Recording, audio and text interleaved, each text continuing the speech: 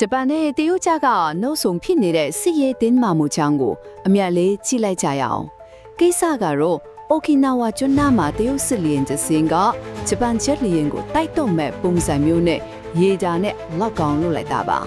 အဲ့ဒီကနေစစ်ပြီးအာရှရဲ့ထိပ်သီးနိုင်ငံကြားမှာအခြေအနေတွေကတော်တော်လေးကိုပူဆိုးသွားခဲ့တယ်ကဲပထမအချက်ဘာဖြစ်ခဲ့တာလဲဆိုတော့တရုတ်ရဲ့လျောင်းနေလျင်တင်စင်းပေါ်က J-15 တိုက်လျင်ကဂျပန်ရဲ့ F-15 ကို Fire Control Radar နဲ့တဲတဲ့ချိန်ခဲ့တာဗျဒီလိုလောက်တာကလည်းတကယ်မပိခင်မှာလောက်တဲ့နောက်ဆုံးအဆင့်လို့ဖြစ်နေလို့ဒါအင်မတန်အန်ဒီရများတဲ့အလုပ်ရလို့ပြောရမှာပဲဒုတိယအချက်ကဂျပန်ဘက်ကဘလို့တုံ့ပြန်လဲဆိုတာပါ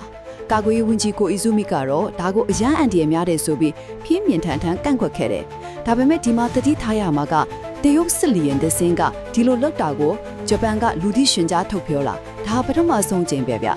နောက်ဆုံးအချက်ဘာလို့အခုလိုအချင်းကိုရွေးဖြစ်ရတာလဲပေါ့ဒါကတော့ထိုင်ဝမ်ရေးနဲ့တိုက်ရိုက်ကိုပတ်သက်နေပါတယ်ဂျပန်ဝန်ကြီးချုပ်တာခိုင်ချီကတရုတ်ကထိုင်ဝမ်ကိုစစ်ရေးနဲ့ဖြည့်ရှင်းရင်ဂျပန်စစ်တပ်ဝင်မာလာနိုင်လေလို့ပြောပြီးထိတ်မကြဘူးဒီကိစ္စကပေါ်လာတာလေတူတူပြောရရင်တော့ဒီရေဒါနဲ့ချိန်တဲ့ကိစ္စကစကားနဲ့ပြောတာထက်ပိုတဲ့တတိပေးချက်ဖြစ်တယ်လို့ဒေတာတွင်အခြေအနေကဘလောက်တောင်နုနေနေပြီလဲဆိုတာကိုရှင်းရှင်းလင်းလင်းပြလိုက်တာပါပဲ